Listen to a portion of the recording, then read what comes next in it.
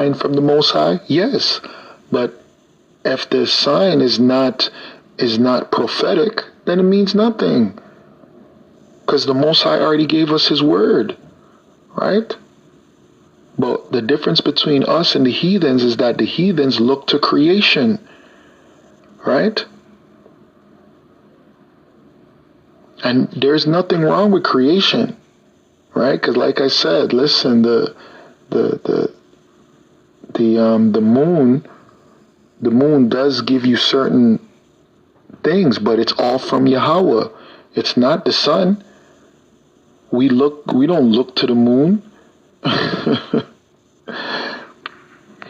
Now this is Sirach or Ecclesiasticus in the Apocrypha 43:5. It says, great is the Lord, right? Not great is the sun, not great is the moon, not great is the stars.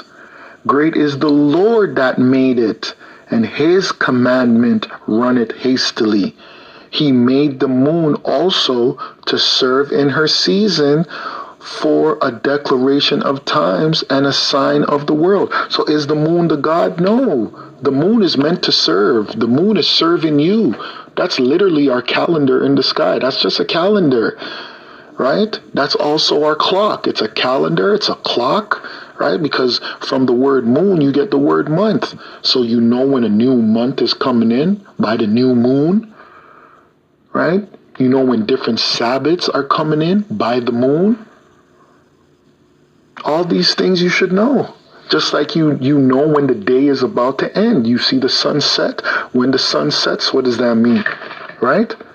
So these things is a watch and a calendar. Okay, so great is the Lord that made it, and his commandment runneth hastily.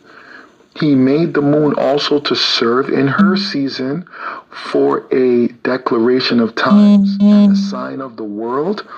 From the moon is the sign of feast. See, it's a sign of feast, a light that decreaseth in her perfection, because that's the lesser light. The sun is the greater light. See, verse 8, the month is called after her name, increasing wonderfully in her changing, right? Because the moon has what? Different phases, like a woman, right? That's why it's associated to a woman, right?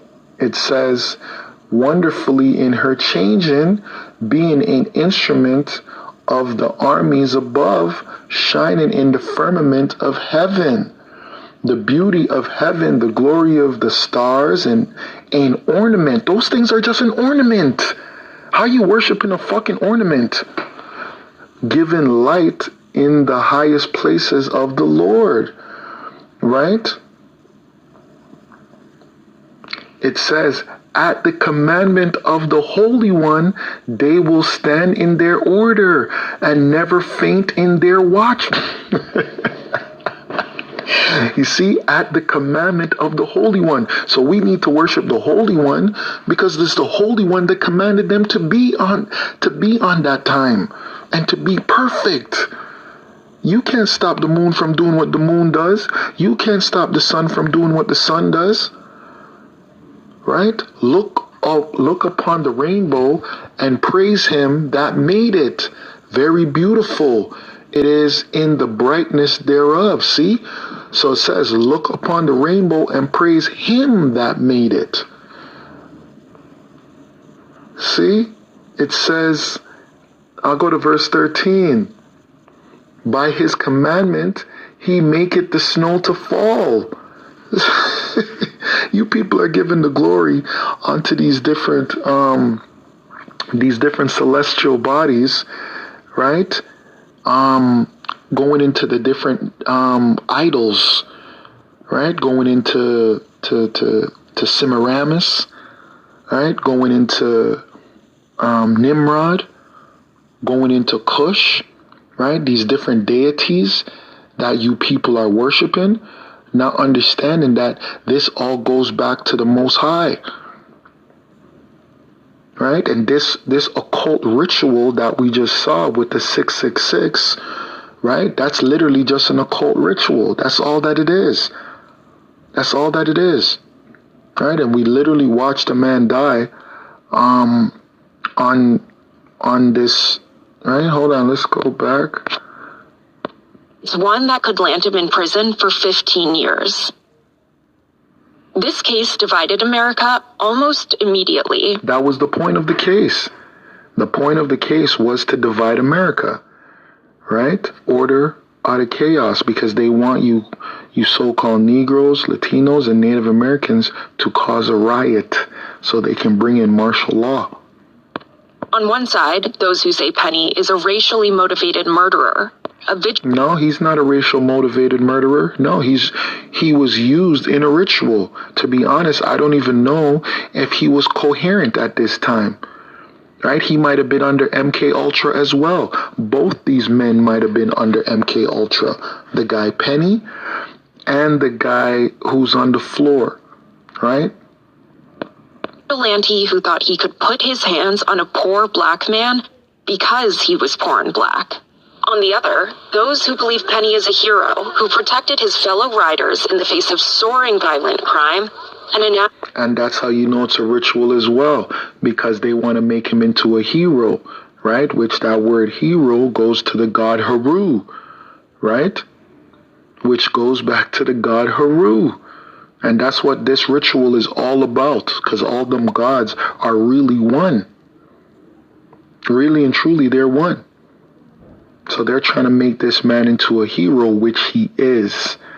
In the occult sense. In the occult sense, he was made into a hero. But you have to understand, a hero is also what? He's also a bad guy. Because some people love the hero, some people hate the hero. Just like Batman. If you ever watch Batman, you ever watch Superman, people turn against them. So they're both hero and they're both villain. That's the point of the rituals of those movies or those TV shows or those cartoons or those comic books, right? They're both, right? Just like these witches, right? They'll say, oh, one is a white witch, one is a black witch. No, they're both witches, right? This is the opposite coming together as one. This guy's both a quote-unquote good guy and a bad guy all at once. He's a witch. From government and police. Over the past month, I've spent day after day in a Manhattan courtroom covering the trial of Daniel Penny. I've read hundreds of pages of Jordan Neely's medical records and seen images of his autopsy. I've seen Penny's mother hold back tears on the stand as she vouched for her son's kindness. I've heard from witnesses, police, and the medical examiner. But as the trial comes to a close, basic questions still remain about exactly what happened on that subway train. It all comes back to these 6 minutes, when Penny and Neely struck. And it all comes back to these 6 minutes, exactly. No, they weren't struggling, because you could tell that the black guy was dominated. He had no choice but to submit. The reason why he's fighting is because he's no longer receiving oxygen. You know, when you're just basically fighting for your life, right? It's like a person that's drowning. A person that's drowning is not fighting. They're just trying to get oxygen. They're fighting for oxygen. On the floor of a subway car. Prosecutors say Neely's last voluntary movement was at this moment, 2:28 p.m. 51 seconds later, Penny let go of him. The medical examiner says Neely died a short time later from a chokehold. You see? You see how that Edomite, that Caucasian just got up? He got up after the ritual was done. Because why let him go there? Why not let him go before? Right? He just got up like he snapped out of it. Like something made him snap out of it. Right? He knew the task. There was a task that was given to him, and he completed the task. The task wasn't to keep the people on the train safe. He's not a hero. The task was to kill that man. That was a ritualistic killing that he had to do. And he completed it. Right? Because if the task was to subdue the man, well, after you subdued him and everybody else surrounded you, you had